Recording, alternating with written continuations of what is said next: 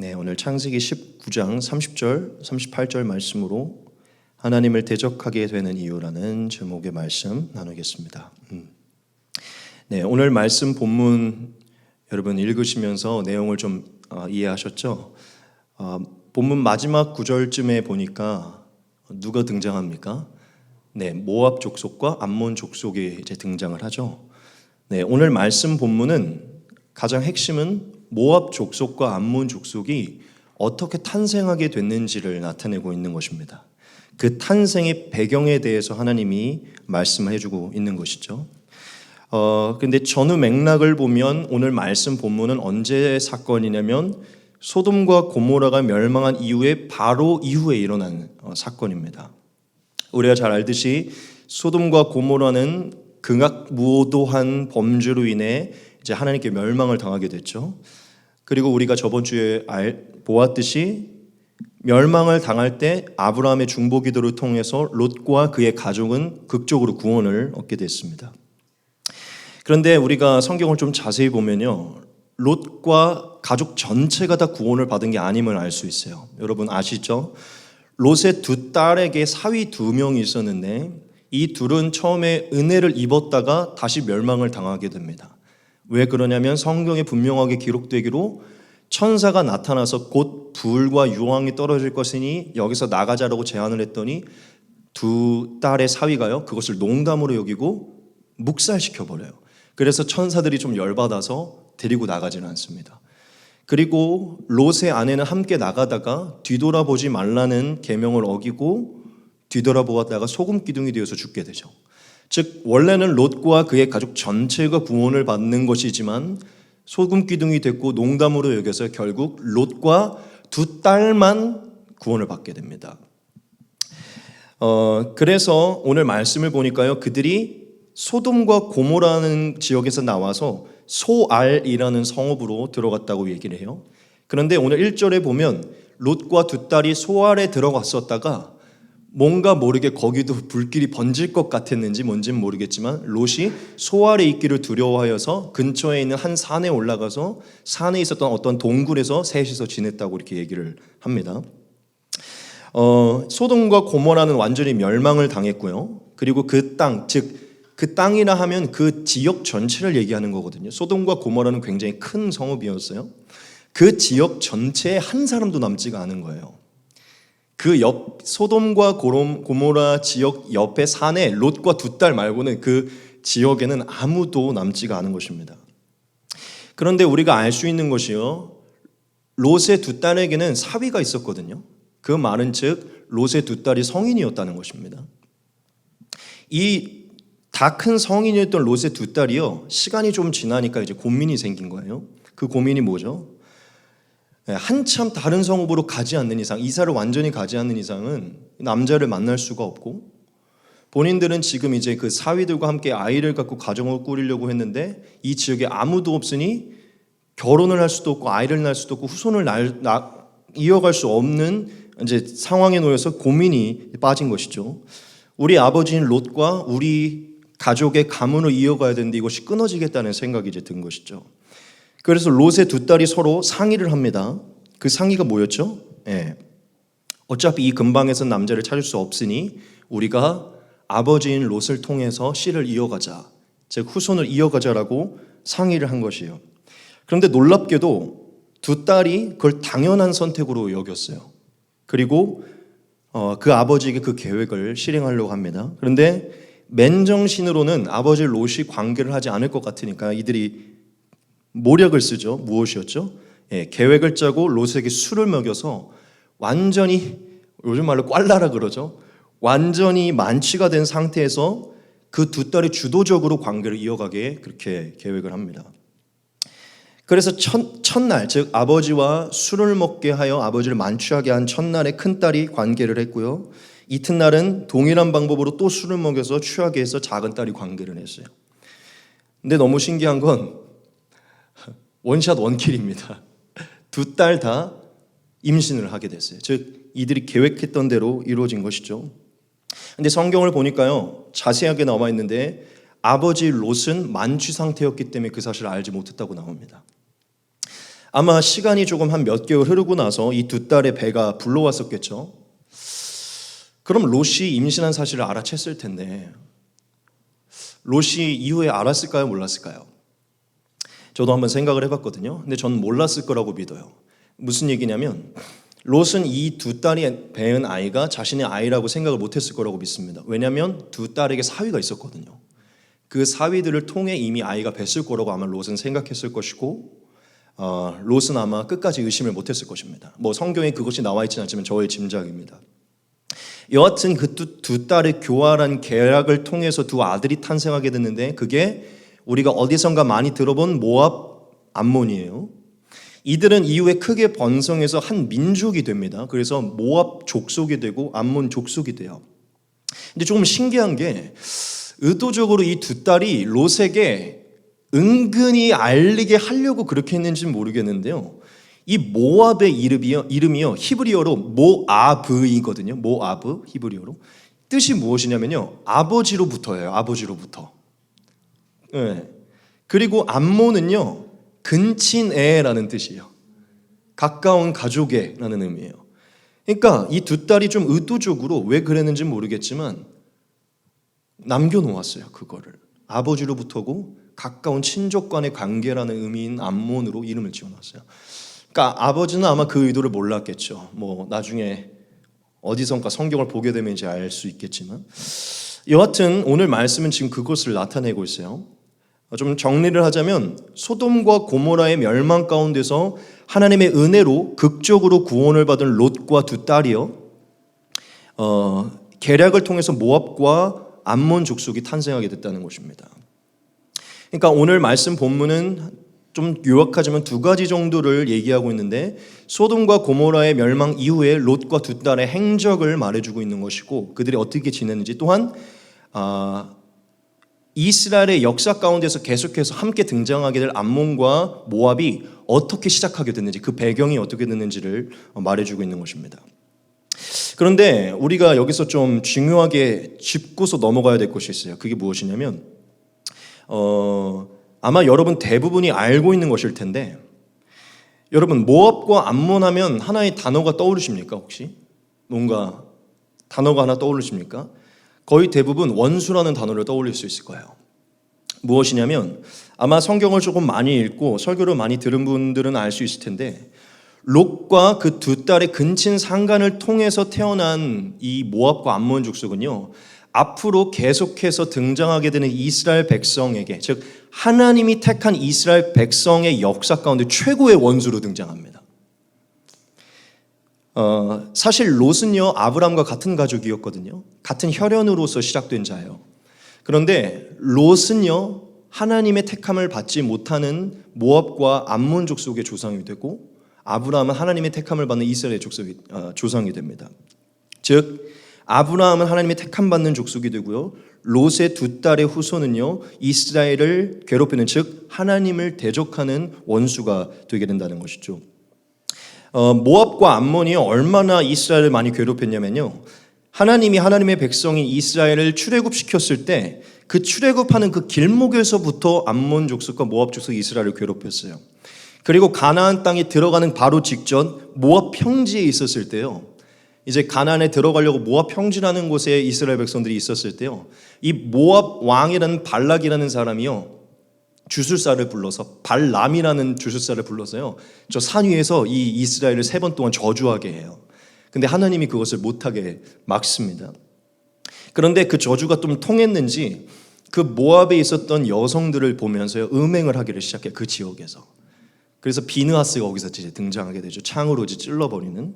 수많은 이스라엘 백성들이요. 모압에 있었던 아주 아리따운 여성들과 음행을 하고 그 여성들을 따라서 모압의 신을 우상 숭배해서 하나님께 진노를 받아서 거의 한 3만 명 이상이 죽게 됩니다. 즉 모압과 암몬은 계속 이스라엘을 괴롭혔다는 것이죠. 그리고 이스라엘이 가나안에 들어갔을 때도 계속 이스라엘을 공격했고요. 사사시대에는 아예 하나님이 모압과 암몬을 도구로 사용하셔서 이스라엘을 치는 백성으로 사용했어요. 그리고 마지막까지 솔로몬 시대를 지나 계속해서 모압과 암몬이 이스라엘과 계속해서 원수의 관계로 지내게 됐습니다. 제가 왜 이 얘기를 여러분에게 드리는 걸까요? 여러분, 제가 지금 드린 이 얘기를, 이 맥락을 알고서 오늘 말씀을 다시 묵상하게 되면요, 하나님이 오늘 말씀 본문을 왜 기록했는지를 저와 여러분들이 잘 알 수 있어요. 여러분, 하나님이 왜 오늘 말씀 본문에 모압과 암몬 족속의 탄생을, 사실 조금 어린아이가 보기에는 좀 그러한 이 내용을 왜 이렇게까지 그럴싸하게 기록해 놓으셨을까요? 예, 롯과 두 딸의 행적을 하나님이 알게 하기 위함도 있지만요, 사실 핵심은요, 하나님을 대적하는 족속의 탄생의 시작이 어떻게 됐는지를 알게 하기 위함이에요. 앞으로 등장하는 하나님을 택하신 이스라엘 백성을 대적하게 되는 원수가, 최고의 원수가 어떠한 연고로 시작되게 됐는지를 말해주고 있어요.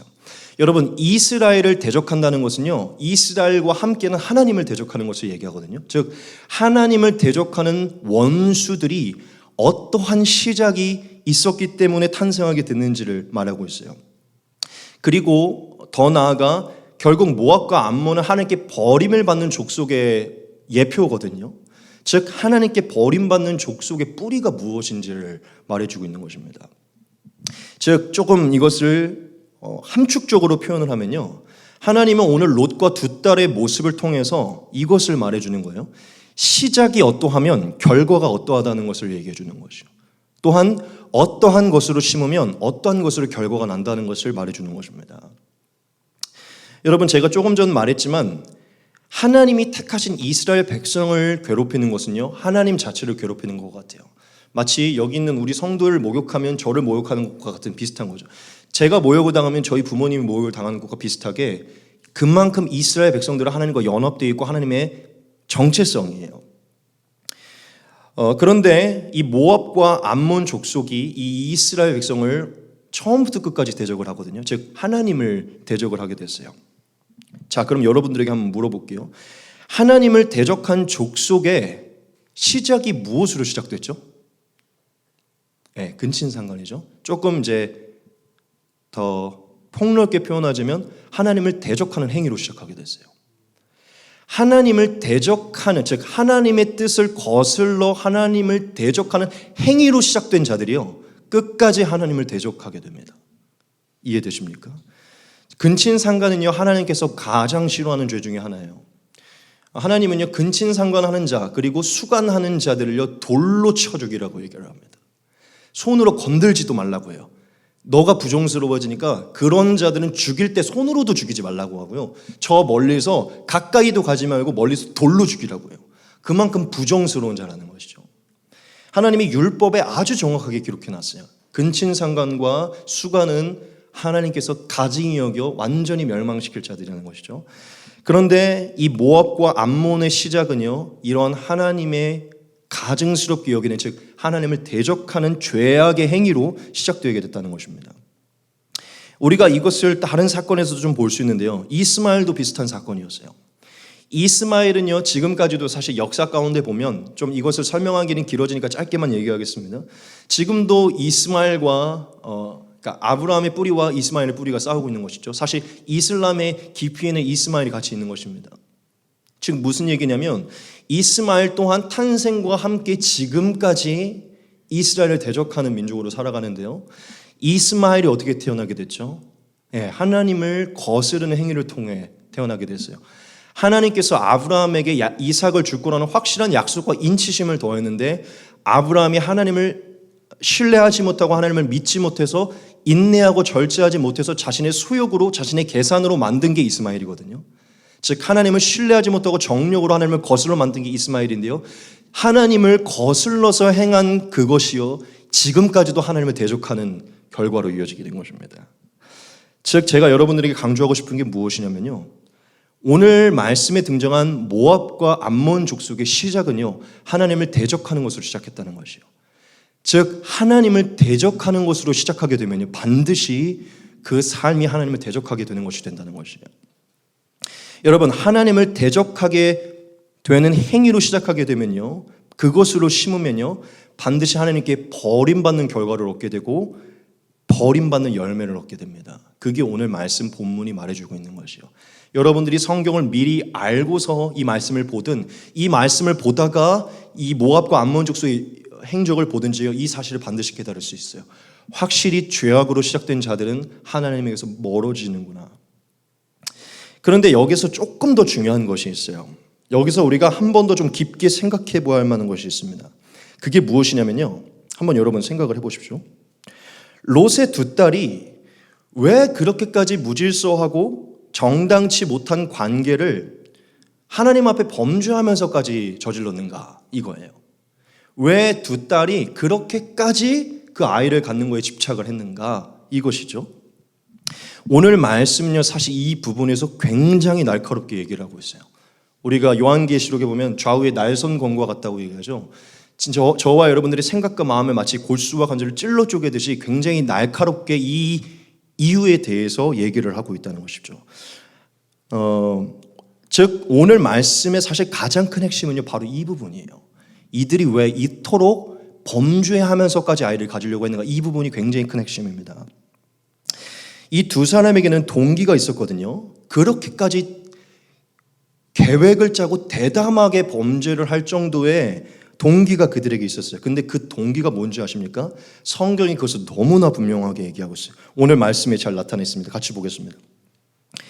롯이 소알에 거주하기를 두려워하여 두 딸과 함께 소알에서 나와 산에 올라가 거주하되 그 두 딸과 함께 굴에 거주하였더니 큰 딸이 작은 딸에게 이르되 우리 아버지는 늙으셨고 온 세상의 도리를 따라 우리의 배필될 사람이 이 땅에는 없으니 우리가 우리 아버지에게 술을 마시게 하고 동침하여 우리 아버지로 말미암아 후손을 이어가자 하고. 아멘. 이 두 딸이 이렇게 무질서한 일을 대담하게 행할 수 있었던, 그것도 여자잖아요. 여자 두 사람이 이렇게까지 계획적으로 범죄하여까지 이 일들을 벌일 수 있었던 것은요 정확하게 나와 있죠. 온 세상의 도리를 따라 행하기를 원했기 때문이에요. 더 직설적으로 얘기하면요 세상의 모습에 따라 자신도 살아야 된다는 생각이 강했기 때문이에요. 도리라는 것이요 여러분 표준 사전으로 어떻게 나와 있냐면 도리, 세상의 도리라 할 때 이 도리가요 사람이 어떤 입장에 있을 때 마땅히 행하여야 할 바른 길이라고 나와 있어요. 표준 사전에. 즉 이 두 사람이 세상을 살아가야 할 때 이것을 해야 되는 게 마땅하고 바르다고 이미 생각을 한 거예요. 즉 두 딸은 이 세상을 살아갈 때 이 세상에 태어나서 이 세상을 내가 살아가야 한다면 반드시 세상 사람들처럼 아이를 갖고 후손을 갖는 건 정당하다고 생각을 했다는 것이죠. 그것이 아버지의 씨일지라도 아버지를 속이고 근친상간을 하는 것일지라도 마땅히 이게 행하는 게 바른 것이다라고 생각을 했다는 거예요. 여러분 이 세상에서 살아가야 한다면 세상이 만들어 놓은 길을 따라 살아가야 한다고 생각하는 거 맞습니까? 아닙니까? 어떻게 보면 맞을 수도 있겠죠.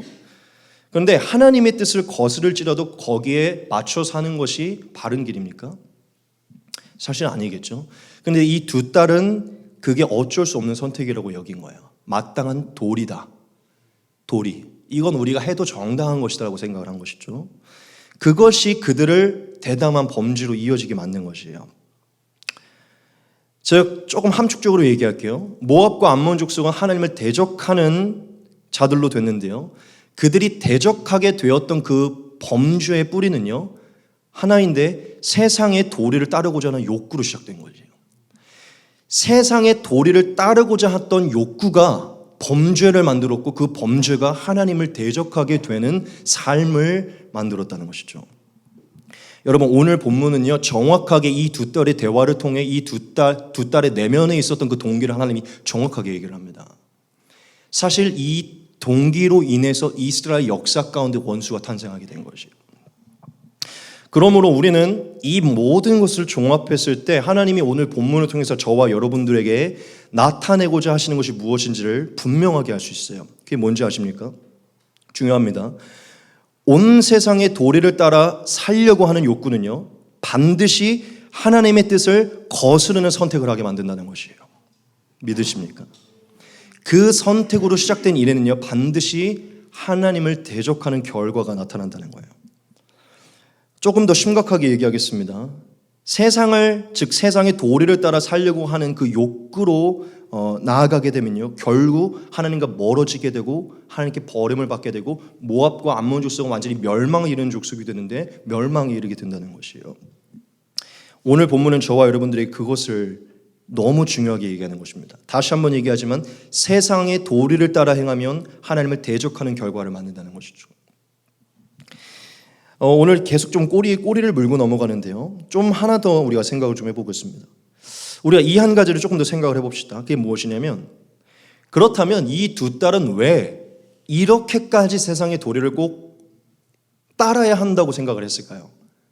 그 시점에 왜 이렇게까지 해서라도 세상의 도리를 따라 그 길을 따라가는 게 마땅하다고 왜 그렇게까지 생각을 했을까요? 중요하죠. 이게 무질서하다는 걸 그들도 분명히 알았겠죠. 하나님은 우리에게 양심을 주셨거든요.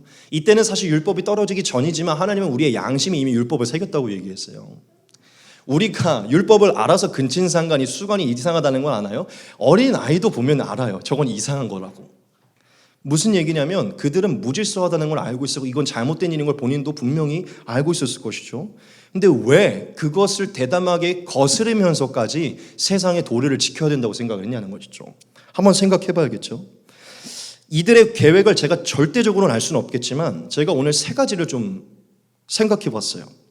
자, 이들이 이렇게 할 수 있었던 첫 번째는요, 바로 이것이에요. 이게 사실 근원적인 문제인데요, 이 일이 그들의 인생에 가장 중요한 일이었기 때문이에요. 이 일이 그들의 인생에 가장 가치 있는 일이었기 때문이에요. 이해되십니까? 이들은요, 세상을 살아가는 동안에 결혼하는 것과 아이를 갖는 것과 후손을 이어가는 것을요, 극악무도한 범죄를 범하여서까지라도 이어가야 되는 가장 가치 있는 일이라고 생각했어요.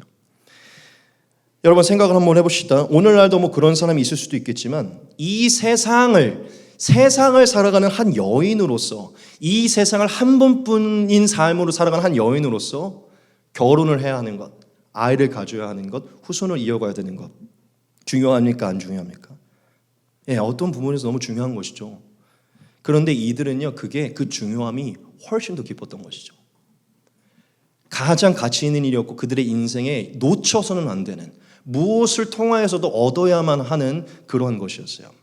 즉, 이 세상을 살아갈, 앞으로 여자로서 이 세상을 살아갈 사람으로 이것을 행하지 않으면 안 된다고 굳게 생각했기 때문이에요. 즉, 어떠한 일이 있더라도 이 일은 반드시 행해야 된다고 마음과 생각에 어려서부터 있었던 것이죠. 조금 더 깊게 얘기할게요.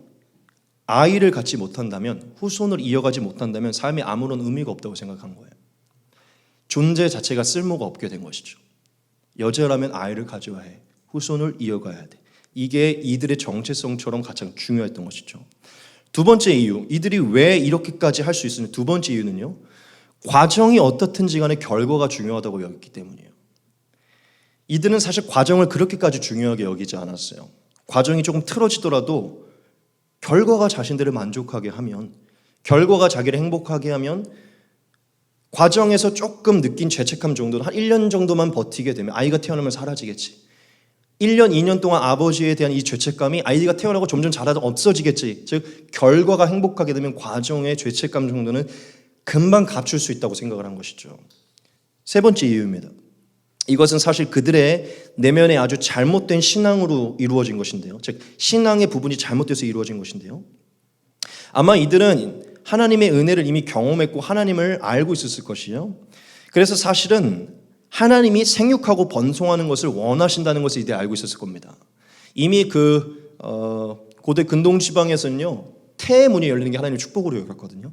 자신을 갖고, 아이를 갖고 후손을 이어가는 것을 축복으로 여겼어요. 하나님의 제일 되는 축복. 그렇기 때문에 이들의 신앙에 뭐가 있었냐면, 아이를 갖는 것을 하나님 기뻐하실 것이다. 이 지역에 남아있는 자들이 없는데 후손을 이어가는 것을 하나님 기뻐하실 것이다. 하나님은 생육하고 번성하는 걸 기뻐하시고 아이의 태의 문을 여는 것을 기쁨으로 여기시기 때문에. 즉, 이들의 신앙에는 그런 게 있었어요. 그리고 사실 이들에게 사실 이러한 범죄를 행할 수 있었던 사실 그럴싸한 핑계가 하나 있었거든요. 그게 무엇인지 아십니까? 하나님께서 아버지 롯을 제외하고 모든 남자를 멸망시켰잖아요. 핑계할 만한 게 있었죠. 하나님이 남기지 않았으니 우리에게 이건 최선의 방법이었어요.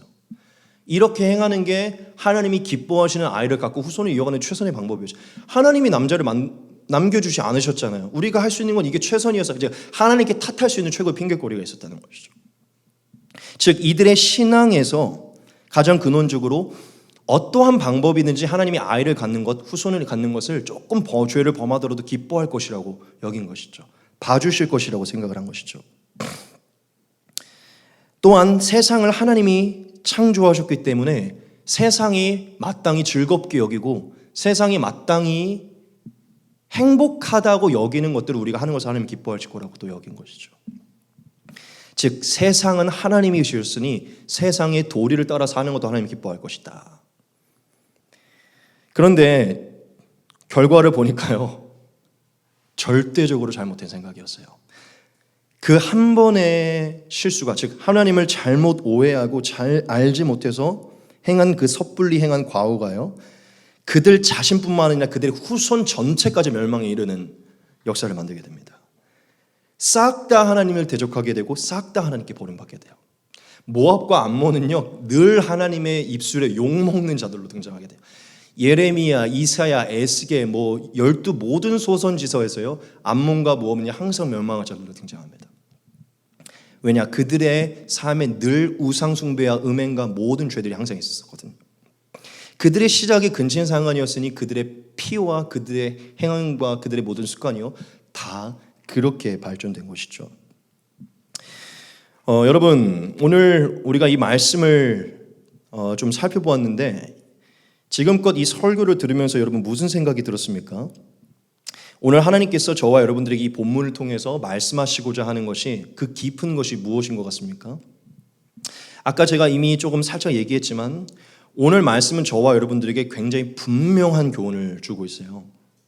다시 한번 언급하지만 우리가 세상의 도리를 따라 살면요, 그 마지막은 반드시 하나님을 대적하는 것이 되게 된다는 것입니다. 저와 여러분들이 하나님께 버림을 받게 되고 하나님께 진노를 얻게 된다는 것이죠. 즉 심판을 받게 된다는 것이죠. 여러분, 우리가 이 본문을 통해서 사실 이 한 가지를 좀 깊게 좀 새겨야 되는데요. 저는 오늘 이 말씀을 통해서 우리 그리스도인들이 이 부분을 좀 깊게 생각해 봐야 한다고 믿었어요. 그게 뭔지 아십니까? 구원받은 자일지라도요, 이미 하나님의 은혜를 경험한 자일지라도 하나님을 대적하는 삶으로 전향할 수 있다는 것이에요. 오늘 말씀은 그걸 얘기하고 있어요. 자, 이 부분을 여러분에게 설득시켜 볼게요. 여러분, 이 부분을 좀 날카롭게 봐야 돼요. 롯과 두 딸이 조금 전에 어디서 건짐을 받았죠? 소돔과 고모라에서 건짐을 받았어요. 소돔과 고모라에서 이들이 뭘로 건짐을 받았냐면 성경은 이렇게 얘기하고 있어요. 하나님의 자비로 구원을 받았다. 같이 한번 보겠습니다.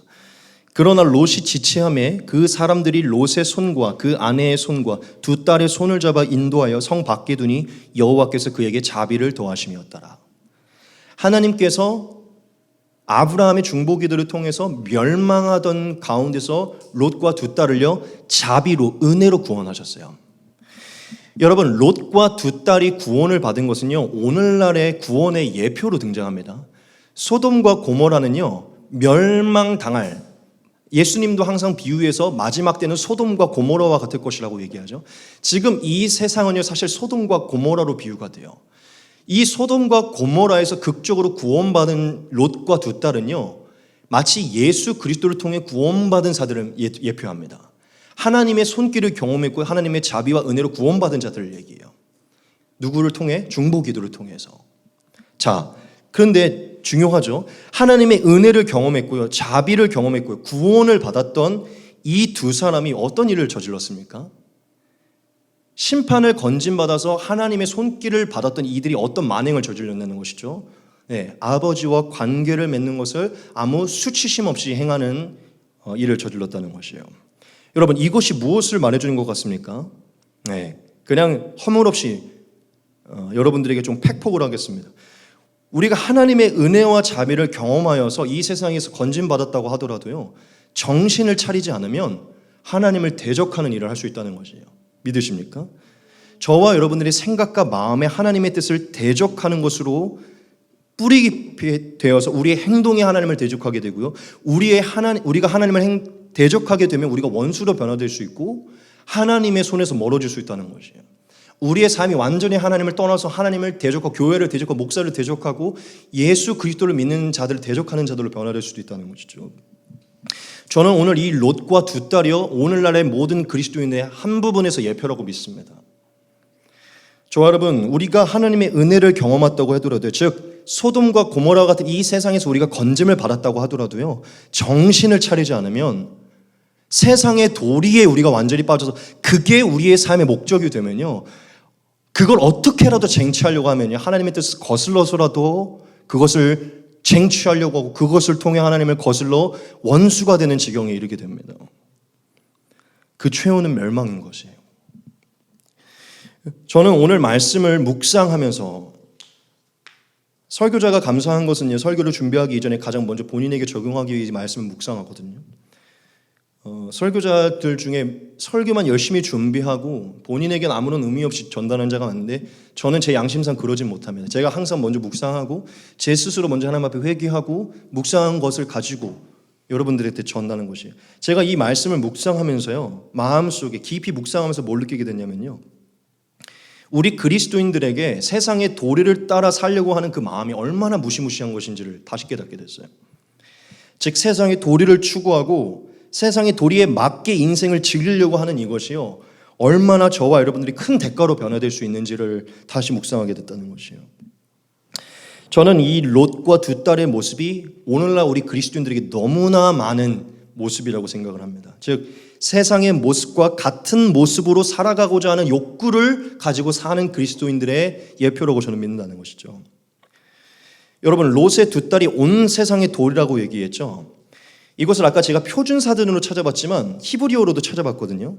이 도리라는 단어가 히브리어로 데레크라는 단어예요. 데레크. 이 데레크라는 것은요, 길이라는 뜻입니다. 길. 그리고 그 옆으로는요, 길 바로 옆에 뭐가 있냐면 행동 양식이라고 나와 있어요. 그리고 습관이라는 의미가 있습니다. 길, 행동 양식, 습관. 즉 습관은 우리의 행동 양식을 만들고 행동 양식은 우리의 길을 만드는 것 같은 거죠. 그러니까 이어져 있는 것이죠. 즉 롯의 두 딸의 말을 원어로 바꾸면 이들이 뭐라고 얘기한 줄 알아요? 서로 상의했죠. 우리가 세상의 도리를 따라 해야 된다라고 얘기했을 때 세상이 가는 길을 가자라고 얘기를 한 거예요. 세상 사람들이 행하는 행동 양식을 취하자라고 얘기한 것이죠. 잉태하자, 후손을 이어가자. 그게 세상의 축복이고 세상의 길이니 그 일들을 행하자라고 얘기한 것이죠. 세상 사람들이 하는 습관 같은 삶을 만들어 가자라고 얘기한 것이에요. 여러분, 이것을 원어로 풀어서 다시 보니까요, 이 롯의 두 딸의 대화가 어쩌면 저와 여러분들에게도 있는 것 같지 않습니까? 저와 여러분들도 다 그리스도인이라고 말은 하지만 우리의 눈과 생각과 마음은 세상 사람들과 사실 별반 다를 게 없는 게 많이 있잖아요. 즉 세상이 만들어 놓은 그 길을 걸어가고자 하는 게 많다는 것이죠. 우리도 사실 성공의 길을 걷고 싶어하고 인정받는 길을 걷고 싶어하고 안락한 길을 가고 싶어 하잖아요. 그렇죠? 세상 그 자체가 나쁜 건 아니지만 세상이 만들어 놓은 좋은 길로 우리도 가려고 하잖아요. 또한 저와 여러분들이 세상 속에서 그게 예수님을 믿는 자든 안 믿는 자든 상관없이 일단 세상 속에서 행복해 보이고 저렇게 사는 게 행복한 것 같다라고 느껴지는 사람들의 행동 양식을 우리도 만들어 가려고 하죠. 테라스도 좀 있어야지, 집에 마당도 좀 있어야지, 이게 행복한 거잖아. 해외여행도 좀 다니고, 즉 그런 게 좀 나타나기를 우리도 원하잖아요. 행동 양식. 제가 이 행동 양식에 대해서 좀 몇 가지 예를 좀 들어볼게요. 좀 설교가 좀 길어질더라도 여러분 집중해 주시기 바랍니다. 요즘 삶에 나타난 그리스도인들이 유혹을 당할 만한 몇 가지 좀 행동 양식을 좀 얘기해 볼게요. 여러분, 요즘 많은 사람들이, 우리 얼마 전에 좀 보긴 했지만 요즘 최근 한 5년 사이에 요즘 세상 사람들에게 굉장히 많이 나타난 행동 양식 중에 하나가 뭐냐면요, 시간이 나면 캠핑을 즐기는 것입니다. 차박을 즐기는 것이에요. 요즘 여러분요, 캠핑 용품이요 엄청 불이 나게 팔리고 있고 굉장히 고가로 치솟고 있어요. 사람들이 캠핑 때문에 차를 바꾸고 캠핑 용품에 빠져 있어요. 여가 시간만 나면 캠핑장을 예약하고 거기에 갈 거에 대해 사이트를 뒤지고 틈만 나면 캠핑을 가서 고기를 마시고 술을 먹고 하는, 수다를 떨고 교제하는 시간을 가지려고 합니다. 즉 세상 사람들이 요즘 그래요. 지금 얼마 전에 제 친구들을 만났는데 세상 친구들을 만나고 캠핑 얘기를 하고 있더라고요. 그리고 얼마 전 인스타에 또 조카들이랑 캠핑한 사진 올라왔어요. 그런데 제가 또 뭘 느꼈는지 아십니까? 제 세상 친구들이 하는 것을 봤는데 얼마 전에 그리스도인들을 만났는데요. 또 똑같은 얘기를 하고 있는 거예요. 그리스도인들, 제 안에 옆에 있었던 신학생들의 인스타에도요. 캠핑 장면이 너무 많이 올라오고 있어요. 이거 자체가 나쁜 것은 아니에요. 그런데 제가 여러분들이 말하고 싶은 게 뭐냐면요. 요즘 너무 많은 그리스도인들이 그게 즐겁고 행복한 여가 생활이라는 것에 빠져서요. 자신의 모든 여가 시간 속에 하나님과의 시간을 보내고 더 하나님과 가까워지고 더 유익하고 경건한 삶으로 나아가는 것보다요. 세상 사람들이 즐거워하는 그런 차박이니 캠핑에 너무 많은 시간을 들이고 있어요. 또 제가 하나 더 말씀을 드릴게요. 요즘 세상 사람들이 호캉스 이런 거 즐기죠. 몇몇 친구들끼리 모여서 막 자랑할 만한 호텔에 가갖고요. 호화로운 하루를 보내는 것을 즐거워해요. 비싼 음식에 막 샴페인이랑 와인 막 이런 거 해놓고요. 가끔은 뭐 2000 몇 년 해피 벌스데이 이런 거 해놓고 좀 음란한 옷 입고 이렇게 사진 찍어서 올리는 거 이런 거 많이 하잖아요. 요즘 지금 생활 양식이 그래요. 젊은 아이들이 성인 되고 25, 뭐 30살 되면요. 파티룸 같은 거 빌려서 그런 거 해요. 인스타에 많이 올라오잖아요. 여러분 세상 사람들만 그러는 것 같습니까? 제가 아는 몇몇 여자애들 중에 이 호캉스를 즐기는 그리스도인들 안에서 굉장히 많아요. 신학교 나온 전사님들 중에 그런 사람들 굉장히 많아요. 그 자체가 잘못된 거 아니라고 저 인정할게요. 그런데 왜 굳이 우리가 그 행동 양식을 따라가야 되는 겁니까? 그리스도인 중에서 제가 아는 그리스도인 중에서요. 호텔 그런 것들 즐기기 위해서 호텔 풀장에서 비키니 입고 사진 찍어서 올리고요. 호텔 안에 있는 그 스파에서 같이 모여가지고 사진 찍어서 올려요. 스파하면서 옆에서 와인 먹는 거를 그리스도인들이 올린다고요. 지금 이게 세상의 생활 양식인데 그리스도인들도 마치 그게 젊을 때 해봐야 되는, 젊을 때 젊은 친구들과 결혼하기 전에 해봐야 되는 로망처럼 그런 생활 양식처럼 지금 이게 문화가 돼버려서요. 호캉스, 차박, 캠핑 이런 것들이 생활 양식으로 그리스도인들 안에 너무 자연스럽게 퍼져서 그리스도인들도 말씀을 보고 기도하고 전도하고 경건의 생활로 이어가려고 하는 시간만 나면 사치든 뭐하든 돈을 다 들여서 호캉스를 하려고 해요. 휴가철만 되면 호캉스를 하려고 해요. 인생을 꼭 이렇게 즐겨하는 것처럼 이게 아름다운 것처럼 지금 생활이 만들어져 있는데 그리스도인들도 그리스도인 젊은이들이 그런 데 빠져 있다는 것이죠. 요즘 인스타그램이 거의 포르노 사이트가 된 것 같아요. 저는 개인적으로. 자신의 몸매를 다 드러내서 자극적인 영상이나 사진을 막 올리고 있죠. 제가 볼 때 완전 포르노예요. 이건 완전 AV입니다. 많은 사람들이 그런 걸 통해서 팔로워를 늘리고 인플루언서가 되려고 해요. 요즘 그게 생활 양식이에요. 세상에서는 그게 정상이에요. 이제는 비키니만 입고 찍는 것은요 아무렇지 않은 생활 양식이 됐어요. 매력이고 이것을 통해 본인의 몸매와 얼굴을 통해 인플루언서가 되고 팔로워가 많아지면 능력이에요. 이건 생활에서는 그냥 기본 세상의 도리, 세상이 만든 길이에요. 이건 잘못된 게. 근데 여러분 그리스도인들 중에서도 막 사진 밑에 프로필에는 막 말씀이 써 있어요. 빌립보서 1장 14절 막 이렇게. 근데 사진은요 샴페인 올려놓고 비키니에 수영하고 있는 이런 것들을 그리스도인들도 하고 있어요. 아닌 것 같지만 그럴싸한 것들, 쇼핑한 것들, 사치스러운 것들, 몸매를 드러내는 것들을 통해서 그리스도인들도 팔로워를 늘려가고 있다고요. 팔로워를 늘리는 게 잘못된 것은 아니지만 생활 양식이 완전히 잘못되어 가고 있어요. 그리스도인들 중에서도 그리스도인들이라고 말하는 인플루언서 중에서도요 사치스러운 것 굉장히 많이 올리고 명품 올리고 몸매 다 드러내고 음란한 이런 패설과 이런 것들을 통해 어그로를 끄는 사람들도 많이 있어요. 여러분 지금 우리의 생활 양식에는 굉장히 잘못된 것들이 많이 있습니다. 사실 그냥 우리 지금 이 얘기에 표현이 안 됐다고 할지라도요. 지금 우리의 삶에도 사실은 생활 양식을 따라가고 싶어 하죠. 저와 여러분 결혼하게 되면 보통 꿀리지 않는 집에 살고 싶어 하잖아요. 세상에서 한 24평짜리 아파트에 살지 않으면 꿀리는 사람이 되니까요. 그게 생활 양식이니까 세상의 한 도리니까요. 우리 그리스도인들도 24평 정도는 넓은 데 살려고 하잖아요. 그렇죠? 웬만하면 좋은 차를 타려고 다들 하잖아요. 그러니까 어느새 우리는 계속 그런 생활 양식이 들어와 있다는 거예요. 꿀리지 않으려고 매달 엄청난 이자를 내면서도 대출받아서 아파트를 들어가려고 하고요. 꿀리지 않으려고 내 수준에도 안 맞는 차를 한 달에 막 4, 50만 원씩 내면서 대출받아갖고 차를 구입해요. 당연히 우리가 지금은 다 대출을 통해서 하지만 수준 이상의 것들을 하려고 한다고 꿀리지 않고 싶어서. 옷은 항상 비싼 브랜드 입으려고, 핸드폰도 최신으로 바꾸려고 그러고. 여러분, 만약 우리가 세상의 생활 양식에 맞추려고 하는 게 아니라 정말 복음의 기준으로, 예수님의 기준으로 검소하고 절제하고 자족하는 삶으로서 우리의 생활 양식을 생각한다면요, 사실 지금 우리의 삶은 굉장히 많이 달라지게 될 것이에요. 제가 한번 이 생각을 해봤어요. 지금 우리가 무리하게 세상의 기준에 꿀리지 않기 위해 대출받은 집의 원금과 이자와 차의 원금과 이자와 핸드폰의 요금과 내가 사치하고 있는 걸 싹 다 모아서 그거를 조금 더 낮은 거로 줄이고 그것을 조금 모아서 매달 헌금을 했다면, 매달 성경을 보냈다면 한 100만 원씩은 성교할 수 있었을걸요? 무슨 얘기하면 제가 너무 극단적으로 얘기한 것 같기도 해요. 인생 자체가 다 그렇기 때문에. 하지만 저는 좀 이 비유를 통해서 우리가 이해하기를 돕기 원하는 것입니다. 우리는 이것을 좀 줄이고 이 남은 이것으로 좀 헌금을 더하자는 생각을 그리스도인들이 하는 사람이 없다는 것이에요. 아마 우리가 차를 줄이고 집을 줄이고 브랜드를 줄이고 요금을 줄인다면 엄청난 금액을 선교 헌금으로 보낼 수 있을 것입니다.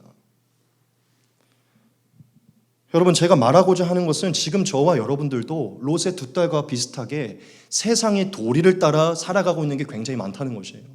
우리는 세상의 길, 세상의 양식을 따라 살아가는 게 굉장히 많다는 것이죠.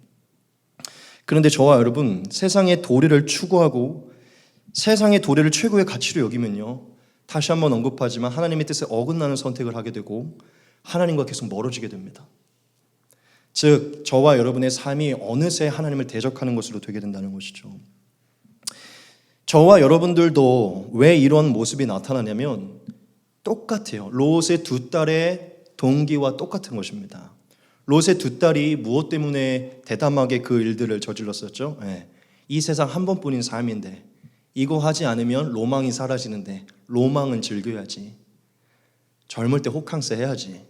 젊을 때 해외여행은 무조건 가야지. 결혼하면 해외여행 2번씩은 가야지. 세상이 만들어 놓은 어떤 그 행복의 기준이 우리가 계속 맞춰지는 것이죠. 둘째 뭐였었죠? 과정 따위는 별로 중요하지 않고 결과가 중요하다는 것이죠. 셋째, 무엇이었죠? 제가 지금 기억이 안 났어요. 하나님께서도 우리의 행복을 기뻐하신다는 것이죠. 우리가 조금 하나님과 멀어진다고 해도 우리의 안락과 행복을 기뻐하신다는 것이죠. 제가 강조합니다. 하나님 우리의 행복을 기뻐하시죠. 우리가 기뻐하길 원하시죠. 그런데 꼭 세상의 양식을 통해 우리가 기뻐하길 원하는 것은 아니라는 것이에요. 여러분, 제가 한번 오늘 좀 여러분들에게 드린 몇 가지 예로 한번 얘기를 드려볼게요. 이런 생각을 하는 사람이 있을 수 있어요. 크리스찬들 중에. 나는 팔로워를 많이 느껴서 좋은 인플루언서가 돼서 하나님의 영광을 드러내는 사람이 될 거야 라고 얘기할 수도 있겠죠. 누군가가. 그래요. 하나님, 팔로워가 많아지고 좋은 인플루언서가 돼서 성공하는 크리스찬으로서 보여지는 걸로 영광 받으실 수도 있어요. 그런데 그가 그 사진과 영상이 더 자극적인 것이고 하나님을 묵상하게 만들지 못하는 컨텐츠라면 그게 하나님의 영광을 드러내는 것일까요? 아무리 그가 많은 돈을 벌고 팔로워가 많아서 영향력이 있는 사람이 될지라도 도리어 그 영상과 그 사진을 보고 그들에게 다 가는 순간 오히려 하나님을 대적하게 되는 것이 될 수도 있어요. 여러분, 세상이 틱톡을 하고 유튜브를 하고 여러 가지를 통해서 한다고 해서 저와 여러분이 꼭 틱톡을 해야 되는 것도 아니고요. 꼭 유튜브를 해야 되는 것도 아니에요. 그게 잘못된 것은 아닙니다. 근데 세상이 그것을 하는데 우리가 그것을 꼭 따라갈 필요는 없어요.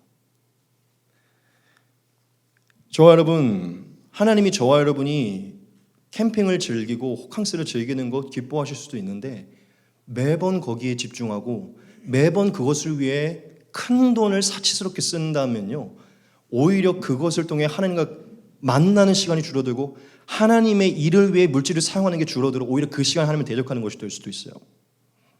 무슨 얘기냐면 여러분, 우리의 삶에 뿌리 깊게 박혀있는 것들을 다시 한번 돌아봐야 된다는 것이에요.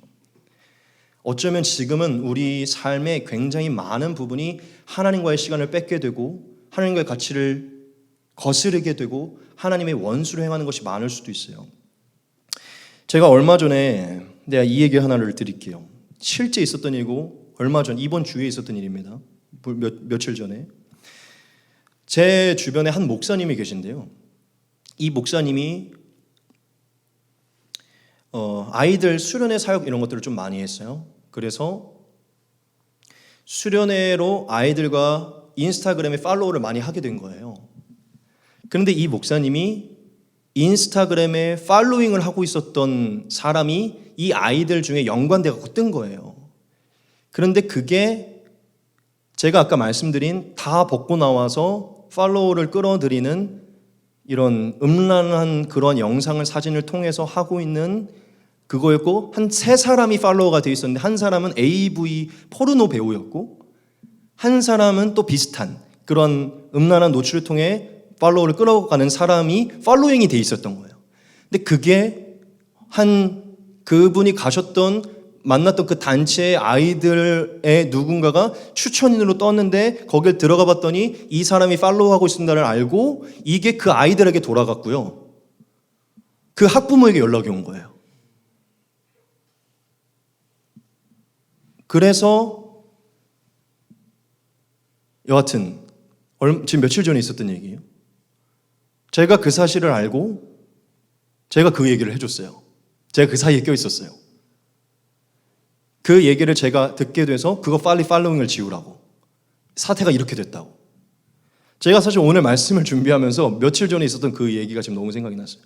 무슨 얘기냐면 여러분, 그래요. 아름다운 여성을 팔로잉 할 수 있어. 요즘 세상은 그럴 수 있잖아요. 자유죠. 목사라고 꼭 그거를 팔로잉 안 할 그게 있습니까?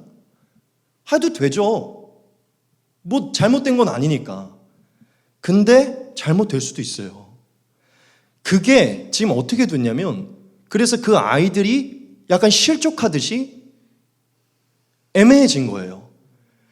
그 목사님이 그냥 아무렇지 않게 행한 것이 하나님을 대적하게 된 것이에요.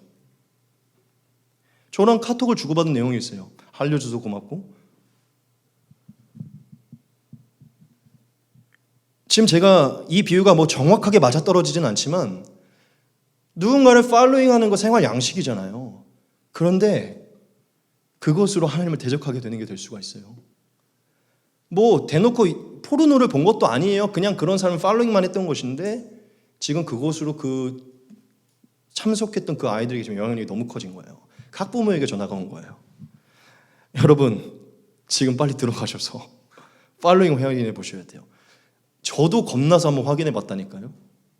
당연히 저는 그런 걸 보진 않았지만, 여러분, 지금 저와 여러분의 삶에 여러분이 올린 게시물이 너무 사치스럽진 않은지, 너무 세상의 양식을 따라가고 있진 않은지, 세상 사람들처럼 풀장에서 놀고 비키니 사진 이런 거 올리진 않는지, 그런 분 전혀 없는 건 저는 알고 있지만, 즉 생활 양식에 너무 우리가 세상의 생활 양식이 너무 따라가는 게 있진 않은지를 봐야 돼요. 그게 하나님을 대적하게 되는 것일 수도 있어요. 저와 여러분, 우리는 세상의 도리를 따라가는 자들이 아니에요. 저와 여러분들은 세상에서 건짐을 받고 세상에 속하지 않은 자로 살아가는 자들이죠. 믿으십니까? 여러분, 바울이 저와 여러분들에게 정확하게 이 얘기를 한 적이 있어요. 같이 보겠습니다. 그는 허물과 죄로 죽었던 너희를 살리셨도다. 그때 너희는 그 가운데서 행하여 이 세상의 풍조를 따르고 공주의 권세를 잡은 자를 따랐으니 곧 지금의 불순종의 아들들 가운데 역사하는 영이라. 전에는 우리도 다 그 가운데서 우리 육체의 욕심을 따라 지내며 육체의 마음이 원하는 것을 하여 다른 이들과 같이 본질상 진노의 자녀였더니 긍휼이 풍성하신 하나님이 우리를 사랑하신 그 큰 사랑으로 인하여 허물로 죽은 우리를 그리스도와 함께 살리셨고 너희는 은혜로 구원을 받은 것이라. 또 함께 일으키사 그리스도 예수 안에서 함께 하늘에 앉히시니 이는 그리스도 예수 안에서 우리에게 자비하심으로써 그 은혜의 지극히 풍성함을 오는 여러 세대에 나타내려 하심이라. 너희는 그 은혜에 의하여 믿음으로 말미암아 구원을 받았으니 이것은 너희에게서 난 것이 아니요 하나님의 선물이라. 아멘. 오늘 말씀 본문에 나타난 세상의 도리라는 게요, 바울이 사용한 세상의 풍조와 똑같은 것이에요. 지금 세상의 풍조는요, 인스타에 팔로우를 늘리기 위해 그리스도인들 상관없이 뭔가를 하기 위해 자극적으로 올리게 하고요, 로망을 20대의 청춘 때 로망을 즐기기 위해 호캉스를 즐기라, 풀장을 즐기라, 비키니를 입고 와인을 마시라고 얘기를 하고 있고, 유튜브와 틱톡을 통해 음란한 영상일지라도 영향력을 끼치라고 지금 세상을 얘기를 하고 있어요. 그러한 세상의 풍조 가운데 저와 여러분들이 은혜로 구원을 받았다는 것이죠. 믿으십니까? 바울은 정확하게 얘기해요. 우리가 그 전에 예수님을 알기 전에는 그 풍조 안에 그냥 그대로 묻혀 있었다는 것이죠. 그게 왜 잘못된지 모른다는 것이에요. 저는 얼마 전 그 목사님 사실 제가 아무렇지 않은 척했지만 제정신 아닌 거죠. 그거는 어쩌면 지금 세상의 풍조에 가 있을 수 있다는 거예요. 저랑 신대원을 같이 나온 사람이에요. 이 영상을 안 보게 될 줄 저는 믿습니다. 아마 안 볼 거예요. 그래서 제가 지금 얘기하는 거예요.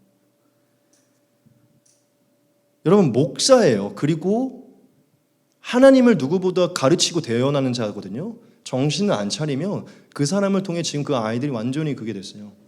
거기가 한 80명 정도가 되거든요. 그 아이들이 다 그걸 공유하게 돼서 어떤 여자애가 남자애도 아니야. 그런 거를 공유할 정도면 남자애들이거든요. 다 퍼져서 여자애가 엄마한테 얘기를 한 거예요. 그러니까 이게 근데 그 어머니가 그 관계자를 통해서 그 목사님한테 바로 연락을 하기가 너무 애매해서 저한테 연락을 줘서 제가 연락을 했어요. 아는 사이라는 걸 알게 돼갖고. 거짓말 아니에요. 제가 그 사람의 실명 때문에 여러분에게 말해줄 수는 없지만 여하튼 지금 저와 여러분들은 세상의 도리를 따라 사는 자도 아니고 세상의 풍조를 따라 사는 자도 아니에요. 하지만 여러분에게 강조를 해드릴게요. 세상을 살아가는 자체가 중요하지 않은 것은 아닙니다. 그런데 저와 여러분, 세상을 살아가는 하나님의 기준이 아니라 세상이 만들어 놓은 기준에 너무 많이 가치를 둬서요, 하나님의 법을 거스리면서까지 그것은 행하는 것은요, 범죄예요. 그것은 하나님을 대적하는 길이 됩니다. 믿으십니까? 저와 여러분은 더 이상 세상을 살아가는 게 중요하지 않은 것은 아니지만 세상에 집착하지 않는 자들이에요. 조금 그냥 오늘 말씀대로 얘기하면 아버지로 말미암아 더 이상 결혼을 하지 못한다고 할지라도요, 아이를 못 갖는다고 할지라도요, 이것이 아니라면 그걸 포기해야 되는 자들이라는 것이죠. 믿으십니까? 저와 여러분, 우리는 세상의 기준에서 마땅히 행할 도리를 따르는 자 아니라 예수님이 재정립해준 예수님의 도를 따르는 자들이에요. 믿으십니까? 여러분, 이 예수님의 도라는 것은 길 도자예요. 예수님의 길을 따른다는 거예요. 예수님이 저와 여러분들에게 이렇게 얘기하셨죠. 예수께서 이르시되 내가 곧 길이요 진리요 생명이니 나로 말미암지 않고는 아버지께로 올 자가 없느니라. 할렐루야. 저와 여러분, 우리가 세상의 도리의 기준이 아니라 예수님의 기준으로 따라가는 삶을 선택해야 돼요. 그럴 때 세상의 도리는 반드시 아이를 갖는 것일지라도 예수님 기준에서 그것을 해석하게 되는 것이죠. 예수님이라면 여기서 근친상간을 하셨을까? 안 했을 것이에요. 여러분, 두 딸이 세상의 도리를 먼저 생각하기 이전에 본인들을 먼저 건져주셨던 하나님을 먼저 생각했다면 그들의 행동 양식이 바뀌었을 것입니다. 믿으십니까? 저는 이렇게까지 생각을 해요. 무슨 얘기냐면 하나님 전능하시잖아요. 성령으로 잉태하실 수 있는 분이잖아요. 이들이 생각을 조금만 바꿔서 본인들의 세상의 도리에 빠져서 본인들의 계산으로 행하지 않고 잠깐 우리가 그것을 하기 전에 하나님께 기도를 한번 해보자. 이 지역에 남자가 없지만 일단 기도를 한번 해보자. 하나님 기뻐하시는 길로 승부를 봐보자 하면 저는 하나님이 어디서 갑자기 나그네를 끌어왔을 거라고 믿어요. 나그네가 안 온다면 성령으로 잉태시켰을 거라고 믿습니다. 믿으십니까? 저와 여러분, 우리가 어떤 선택을 하기 전에, 어떤 결정을 내리기 전에, 어떤 옷차림을 하기 전에, 어떤 결심을 올리기 전에 이게 세상의 도리의 기쁨을 주는 건지 예수님의 길이 맞는 건지를 생각해 가셔야 돼요. 저는 담대히 얘기하지만 제 계심을 중 예수님의 기준에 합당하지 않은 건 싹 다 지웠어요. 옛날에 한번 헬스를 하러 갔다가 위통을 벗고 제 몸을 한번 멋지게 찍어서 인스타에 한번 올린 적이 있었거든요. 곧바로 빠르게 저희 누나랑 애노기가 댓글을 달았어요. 올리고 나서 30초 있다가 음란하다 이러고 내렸어요. 나 그래도 담임 목사인데 아시죠? 내가 무슨 얘기하는지. 아니, 왜냐, 저도 좀 제 몸을 이렇게 잘 키웠으니까 자랑하고 싶지. 정욕이에요, 여러분. 정욕. 뭐 그것을 통해 저를 친근감 있게 볼 수 있겠지만 그렇지 않죠. 여러분, 예수님의 길을 생각하면 진짜 저와 여러분들이 선택해야 되는 기준이 세상의 도리가 아니라 예수님의 도인 것을 알게 됩니다. 그리고 예수님의 도를 계속해서 생각할 때 진짜 이 말씀이 참임을 알게 돼요. 같이 볼게요. 또 무리에게 이르시되 아무든지 나를 따라오려거든 자기를 부인하고 날마다 제 십자가를 지고 나를 따를 것이니라. 아멘. 저와 여러분, 롯의 두 딸은요, 이 말씀을 기억하며 자신을 부인했었어야 돼요. 나를 건지신, 나를 멸망에서 건지신 하나님의 은혜를 기억해서 이 욕구를 참자. 세상의 도리에 여인의 로망을 꿈꾸는 것을 참자. 여러분, 저는 모든 여인들이 결혼을 소중하게 여기고 아이를 소중하게 여기고 후손을 이어가는 것을 소중하게 여기기를 바랍니다. 여러분, 제가 얘기하는 건 그게 잘못된 것이 아니에요.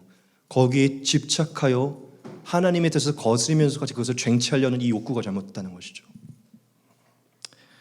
저와 여러분, 오늘 말씀을 통해 저와 여러분들에게 저는 좀 깊게 새기고 싶어요. 이것은 저의 말이 아닙니다. 하나님의 말씀입니다.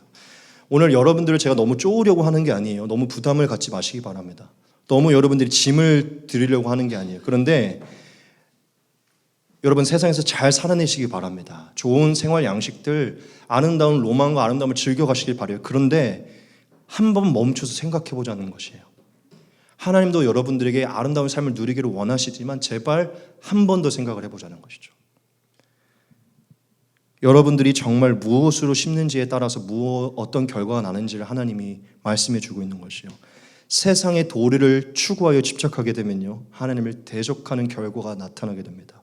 하지만 하나님의 기준을 생각하고 자신을 부인하며 하나님의 기준 안에서 자족하는 마음으로 누릴 수 있는 것을 생각하게 되면요, 저와 여러분 안에 정말 놀더라도 캠핑을 하더라도 그런 마음으로 감당하게 될 때 생명이 일어나게 될 것이요. 오늘 이 말씀을 오늘 본문 말씀과 함께 유기체적으로 우리가 이 말씀을 해석하기 바랍니다. 자기 육체를 위하여 심는 자는 육체로부터 썩어질 것을 거두고 성령을 위하여 심는 자는 성령으로부터 영생을 거두리라. 아멘. 근친상간으로 심으면요, 하나님의 뜻을 거역하면요, 하나님을 대적하게 되는 것이요. 정말 저와 여러분들이 하나님의 길을 선택하게 되면요, 모압과 암몬이 아니라 이삭이 잉태되는 것입니다. 믿으십니까? 야곱이 12지파가 잉태하는 것이에요. 할렐루야. 하나님의 약속을 하나님의 법대로 하면 이삭과 야곱과 12지파가 탄생하는 거고요. 하나님의 뜻을 거스르면 모압과 암몬이 탄생하게 되는 것이에요. 지금 저와 여러분의 삶의 어떠한 부분이 계속해서 온전치 못하다면 저와 여러분 그 부분을 깊게 생각해 보시기 바랍니다. 어떤 부분에서 생활 양식으로 승부를 보려는 것이, 세상의 양식으로 승부 보려는 것이 있다면 바꾸시기 바랍니다. 진짜 마지막 1분 안에 세 가지를 적용시키고 마치겠습니다. 여러분, 오늘부터 이 세 가지를 적용합시다. 첫째, 더 이상 이 세상의 도리가 여러분의 도리가 아님을 믿으시기 바랍니다. 우리는 연애도 해야 되고요, 결혼도 해야 되고요, 아이도 가져야겠죠. 그거 다 하나님이 창조한. 그런데요, 여러분, 이 세상의 모든 법칙을 깨는 것이 예수 그리스도의 복음입니다. 믿으십니까? 세상의 도리는 하나님이 창조한 것 중에 있기 때문에 즐거운 것이지만 예수 그리스도 앞에서는 어떠한 것도 무가치예요. 믿으십니까? 예수 그리스도 안에서 그것을 행하시기 바랍니다. 둘째로, 저와 여러분의 인생의 가치를 다시 재설정하시기 바랍니다. 세상의 도리를 완성하는 게 저와 여러분의 인생의 가치로 설정되면요, 이 세상에서 원하는 그게 사라지게 될 때 여러분의 정체성과 존재감과 자존감과 자신감은 싹 다 사라지게 됐고요.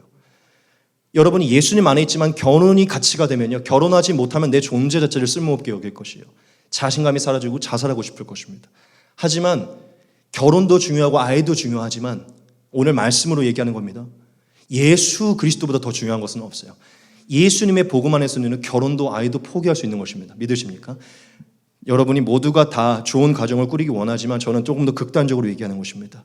예수 그리스도를 사랑하고 예수 그리스도의 형상을 닮아가며 예수님의 나라를 이뤄가는 게 여러분의 최종의 가치가 되면요, 그 어떠한 것도 근친상간을 통하여서 거스리면서까지 이것을 쟁취하려는 욕구가 사라지게 돼요.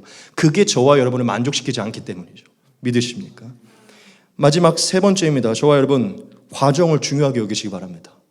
저와 여러분이 과정을 중요하게 여기지 않은 것은요, 반드시 잘못된 결과로 돌아오게 될 것이고 하나님은 그걸 여러분을 교훈시킬 것입니다. 우리에게 어떤 결과가 잘 일어나지 않는다면 우리의 과정을 한번 돌아보시기 바랍니다. 하나님 성령으로 잉태하실 수 있는 분이잖아요. 하나님 나그네 끌어오실 수 있는 분이잖아요. 저와 여러분, 세상의 도리대로 그냥 넘어가고 싶더라도 참으시기 바랍니다. 하나님께 의탁하십시오. 할렐루야. 결과는 하나님께 달린 것이에요. 할렐루야. 저와 여러분, 오늘 말씀을 통하여 저와 여러분들의 오늘 이 사실을 깊게 깨달았습니다. 즉 하나님을 대적하게 되는 결과는 하나님을 대적하게 되는 시작으로부터 나온다는 것이죠. 여러분, 하나님을 대적하게 되는 이유는요, 저와 여러분의 시작이 하나님을 대적하는 것으로 시작했기 때문이에요. 우리가 하나님께 가고 싶지 않고 하나님과 멀어지는 이유는요, 그 시작점에는 하나님이 기뻐하시는 일을 우리가 행했기 때문이거든요. 돌아보시기 바랍니다. 저 여러분, 여러분들이 근친상간과 같은 그런 죄를 범하진 않겠지만 하나님은 오늘 이 말씀을 통해 저와 여러분들에게 우리의 삶에 은밀하게 있는 부적절한 일들을 드러내신 줄 믿습니다. 저 여러분, 하나님을 대적하는 자들이 아니라 도리어 세상의 도리로 하나님을 대적하는 게 아니라 예수의 도로 하나님을 기쁘시게 하는 저와 여러분 되시 축복합니다.